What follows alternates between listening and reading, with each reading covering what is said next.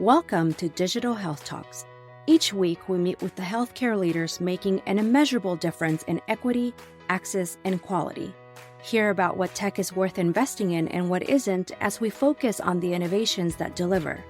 Join Megan Antonelli, Janae Sharp, and Shahid Shah for a weekly no BS deep dive on what's really making an impact in healthcare.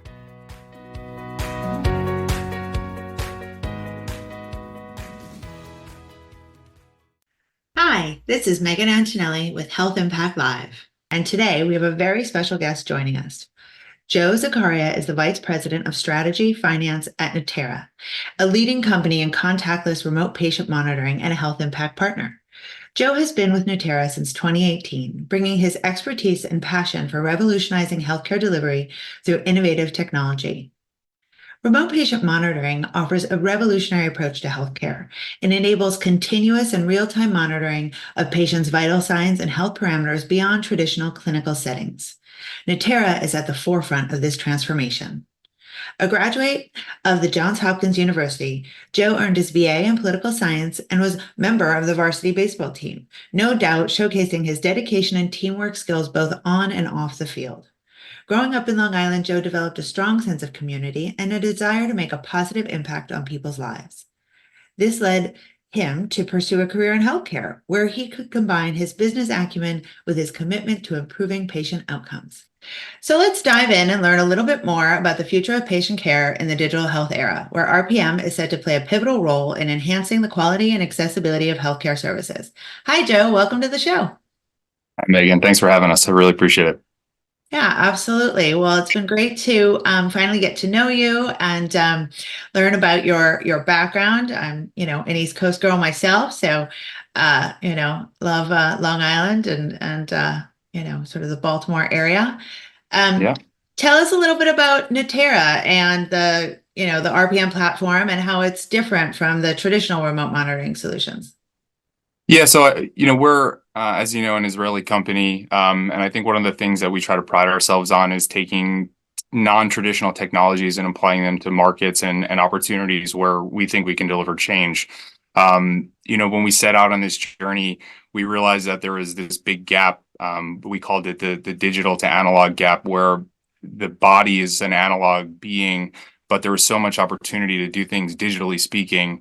But we had to figure out how to connect those two seamlessly. So we set out on a technology that we know well in the sensor market, and we tried to pair it and deliver it as a platform, right? So something that you can start with but grow with, and it sort of allows you to take on newer technologies, newer capabilities, and deliver care in a non-traditional way.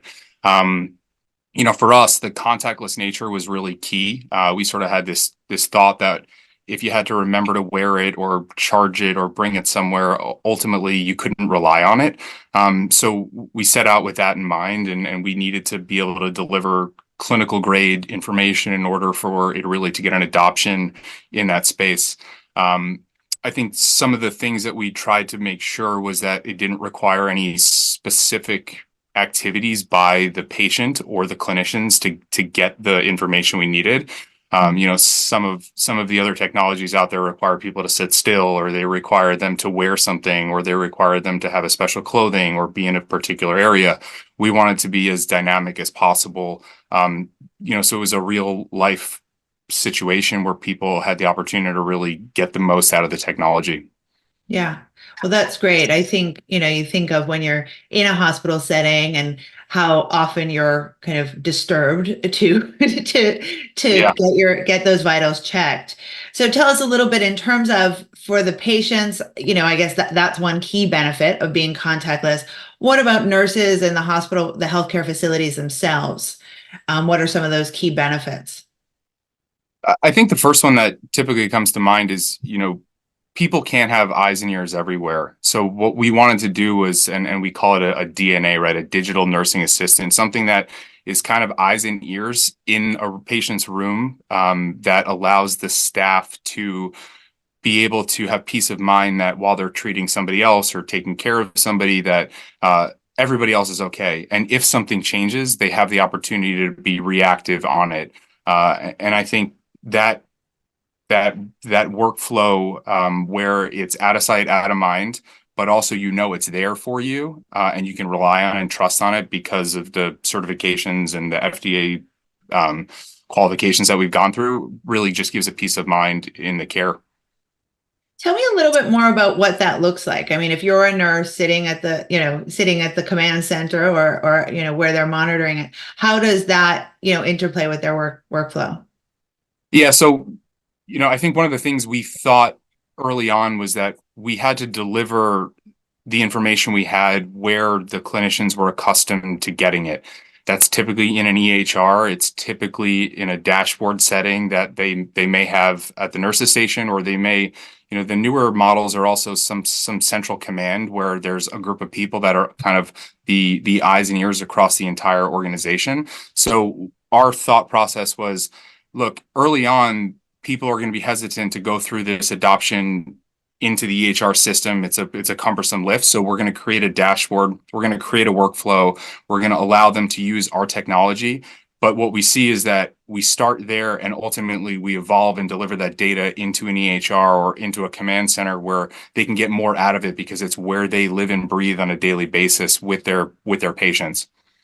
Great. Well, that makes a lot of sense. And certainly, we hear about, there's applications and the integration with EHR and how important that is. What about from the workflow, for burnout for health systems that are looking at their clinicians who are getting, so many notifications? What does that look like? How are they getting the information within that platform that they're already in? Yeah, so alert fatigue is something I think we very early on recognized that if we're just another beeping device, nobody's going to want this in their facility. It's not going to matter how helpful it is. We need to deliver actionable things that nurses could trust, and if the alarm went off, they attended to it, because otherwise they would just hit the ignore button, and then it really doesn't do what it needs to do. We can deliver this in any way, shape, or form. If you're using our dashboard, there's an audio and visual effect on the dashboard to show that Mr. Jones in room 200 needs attention. But at the same time, if it's coming through an Epic platform where they were getting an alert system, then we can deliver it there. The goal is ultimately to get the information that's needed to the clinician where they are, where they're accustomed to using it, without having to do something specific to Natera and the way we think that the business should be done. Right. Amazing. So, and we've heard a lot lately about cybersecurity with the recent change in incident and things. Tell us a little bit about how that data is moving from place to place, where and how you guys are protecting patient privacy and data security. Yeah, so it's interesting because normally when you think about patient privacy, you think about the in the hospital piece of the privacy, and that's core to what we do, right? There's no cameras in our system, there's no microphones in our system. It's a sensor that's measuring movements of the body. So inherently, the device is designed to be respectful of patient privacy. They can change, they can have, they can be eating, they can practice religious things. There's nothing that they have to worry about from a behavioral aspect, because our sensor is not watching them, right? It's monitoring their movements. But to your earlier point about cybersecurity, in order to make our data as smart as possible, we have to use it in a way where we're processing it, and extracting the most out of it. And cybersecurity is something we try to differentiate ourselves from some of the competitors. We don't send any PHI up to be processed, right? It's just a raw signal that we send up there. It's all encrypted. There's multi-factor authentication. We're working with some really novel cybersecurity players on rights access and certain things to make sure that the people who are using the data and getting access to the data are in fact only the people that are supposed to have it. So we take that very, very seriously at Natera. That's great. It gets into the privacy piece is really interesting to me. We've heard, we're hearing a lot as now, AI is being implemented and used by health systems. And there's a lot of discussion about, where does the patient get a choice? You don't give the patient a choice to say, we're going to use a Stryker device versus but now we're getting into this discussion, and certainly we've seen it with Alexa, right? Alexa's in the room, and do you want them off? Do you want them on? Giving people those decision points, and where does that come in to this? And do you have any thoughts? And have you guys gone through that process in terms of that, or is it because it's a monitoring device and not filming the patient, that some of that sensitivity is already managed? We typically, the customers that we have, whether they be hospital partners or long-term care, they typically have a designed process for that, right? To your earlier point, you don't get to choose whether you have a GE, or a Baxter infusion or a Stryker or a Medtronic. It's the device that the hospital has chosen to use. In the long-term care setting, because typically these are people's homes to a certain degree, it's a different element there. But what we found is that once they understand that this is not recording them and this is there to help the staff, and for them to get interrupted less often and not get woken up in the nighttime or things like that, the families are really excited about it. The patients ultimately get very excited about it. But it's really, it's a medical tool. It's a medical device, and it's intended to be used just like your traditional bedside monitoring devices, just a little bit easier, for everybody involved because of the passive nature of it. Right. So ultimately, certainly in that setting, in long-term care, it's a patient value, right? I mean, they appreciate it. It's less work for them. It's less work for their caretaker. So that benefit far outweighs the discussion around.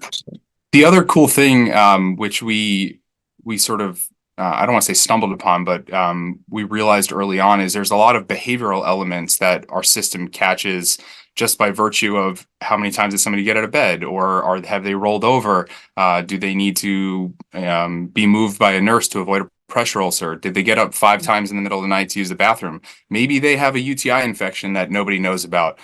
So we've actually found that there's some behavioral elements that we didn't even kind of design the system to be looking for.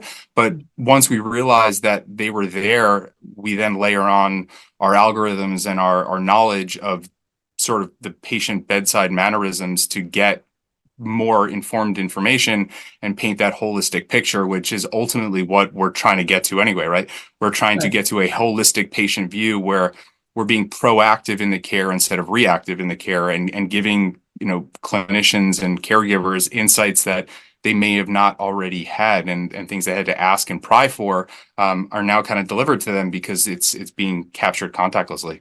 Right. So, I mean, in talking about that and in that holistic view, in terms of how the tool, obviously in an acute setting where something needs to be managed right away, and the physicians and clinicians are alerted, that value add is there. It's replacing other things that are more cumbersome for the patient. But from a more holistic view and a long-term view, what are some of the values or benefits of the tool from that perspective?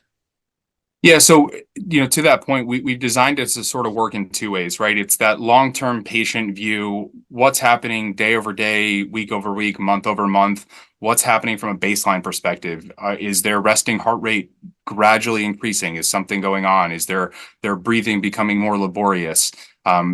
Those subtle things that you don't pick up on a week-by-week basis or a month-by-month basis are typically indicative of something changing in the body. The body, if you got a fever, right, your underlying vital signs are going to change. So these are things that you may not pick up on acutely, to your point, because it's happening gradually, but there are changes that need to be identified. On the flip side, if something happens very fast, you want to know, and the alert mechanisms that we've designed work both ways, right? So we have absolute thresholds that doctors can set to say, if their heart rate crosses 140, I want to know. If it falls below 50, I want to know.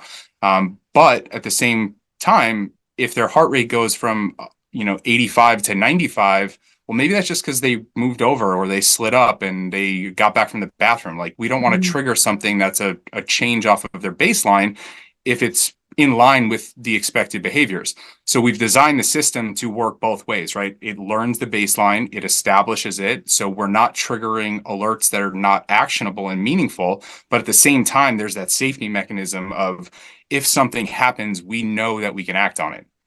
Great. Yeah, that makes total sense. What about from the patient side? Are they able to see the information? Do they have access to the information?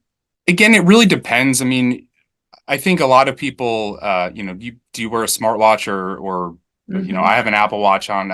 I think I like to look at the long-term trends to see where I'm going from a health perspective, but sometimes the data is a little bit overwhelming and you don't really know what to do with it. So we give the customers the option to, have the data shareable with the customers or the patients, but it's not something we actively push because I think the population we're trying to serve is not necessarily looking for that level of detail, but it's there if they want it. And I think as we move towards aging at home and hospital at home and home care and shortening hospital stays using this kind of technology, ultimately we want to be able to deliver that data to them in that manner, because that's going to be, they're not going to have the clinical oversight on a day-to-day basis, but they're going to want to know what's going on.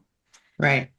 Yeah, no, absolutely. I have all the devices. I have my Apple Watch and my Aura Ring, and it is. I mean, the Ring I think has been one of the more impactful, knowledge. But yes, again, it's like monitoring health and versus when you're monitoring when you're sick. It's you're looking for different indicators, and it's a different window, right? And there's I would be willing to bet that the information that's most valuable out of your Aura Ring is probably what you get overnight. And because you're not wearing your Apple Watch. And the cool thing about our technology, right, is it's monitoring you while you're sleeping and it's monitoring you when you're in the location where you typically are. So what that does is it removes a whole host of variables and it allows you to really drill down to what is fundamentally going on at a baseline level, and then seeing where that change happens. And I think that's really where we try to be different, from the competitors in the space. Mm-hmm. That's great. Well, let's talk a little bit about that and sort of some of the maybe share with me a little bit of the case studies of where you've been implemented and some of the value propositions that have happened there. Yeah, so we operate in three distinct arenas today, right? The hospital environment in your typical nursing environment, a med surge, a step down, something like that, and that's where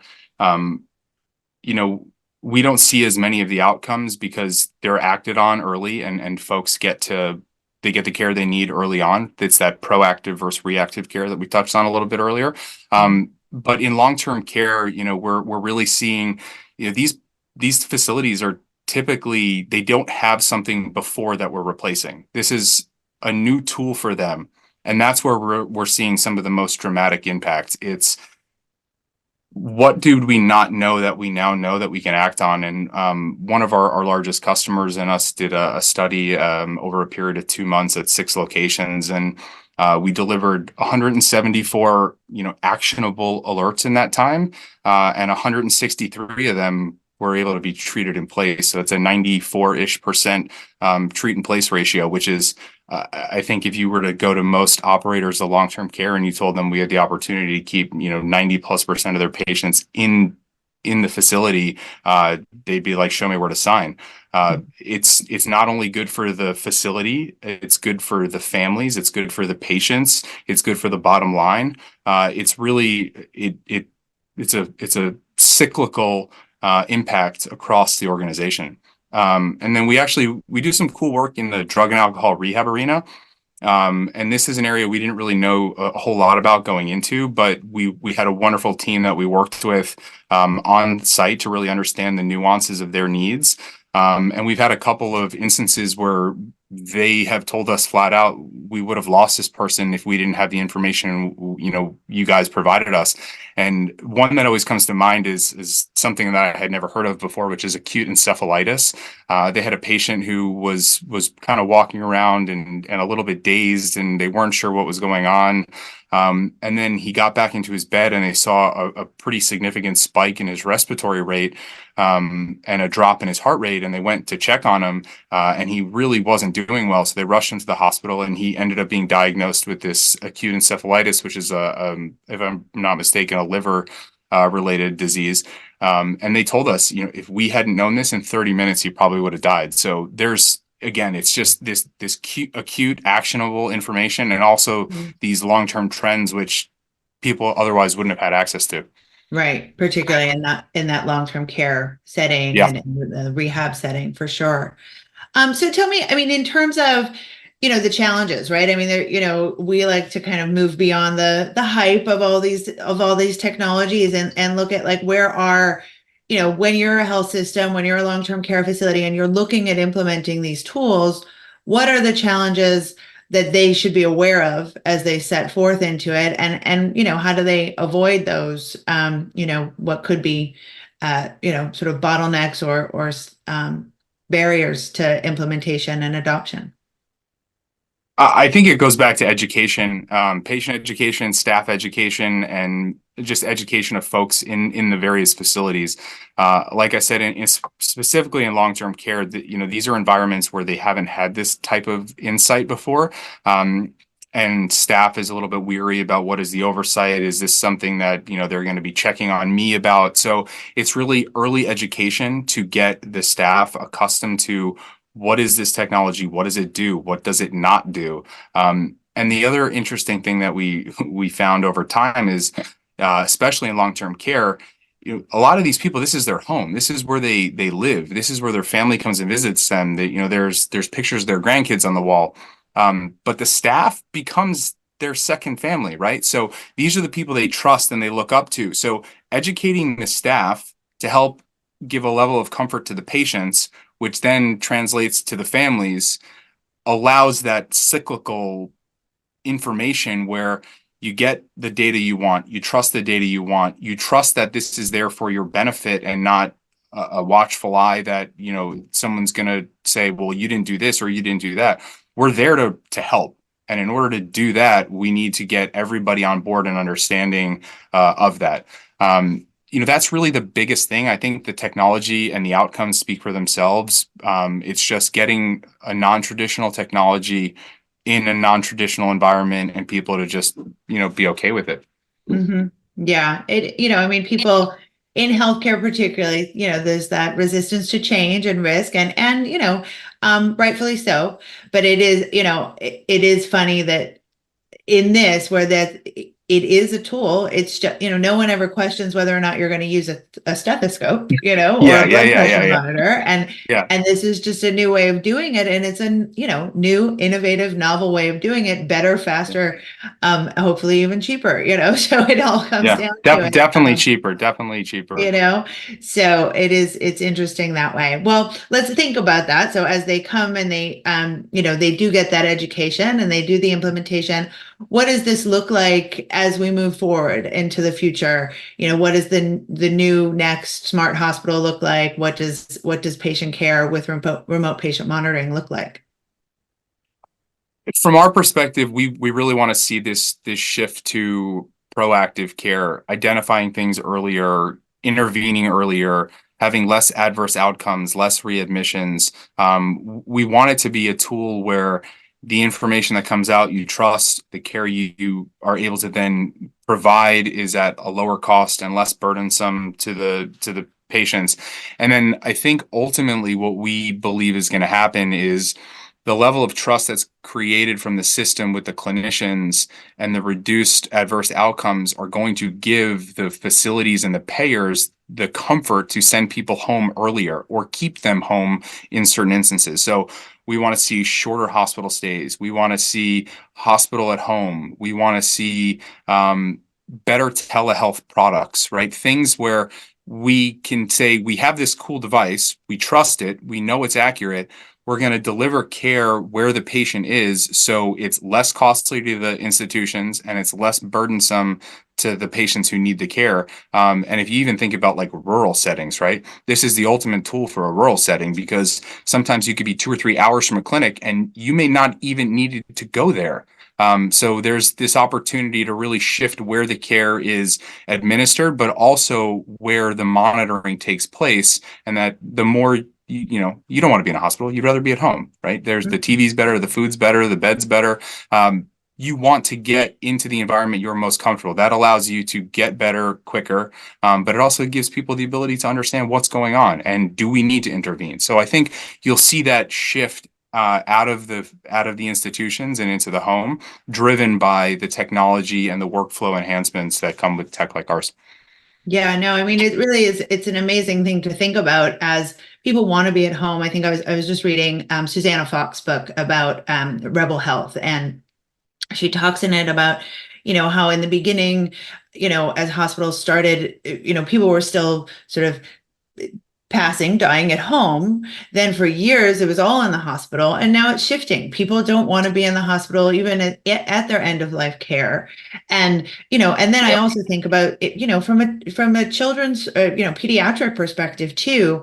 I mean, I happen to have a sister who has a young baby, and they're sending them home now with these sort of Yeah. monitors for RSV, and Mhm. she's very nervous about it, and they're great, but they make you a bit more hyper vigilant about that, but Yeah. they want that, but I'm at this point where I'd like a radar device in our home to measure the child, just Yeah. so I know.